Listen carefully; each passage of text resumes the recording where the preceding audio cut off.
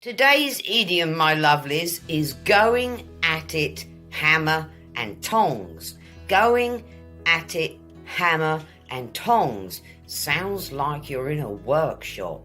Alright guys, this idiom, what it means, use this idiom guys, particularly when you're speaking loudly and aggressively, which I hope you don't do, but some of us do. So basically guys, you use it when you're arguing, talking or discussing something really loudly. Let me give you some example sentences. I heard the directors going at it hammer and tongs discussing the project.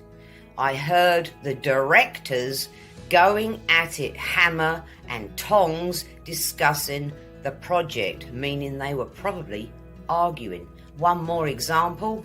My neighbours were going at it hammer and tongs last night. Kept me up until midnight. My neighbours were going at it hammer and tongs last night. Kept me up until midnight. Noisy neighbours. All right, my lovelies. See you next time. Bye.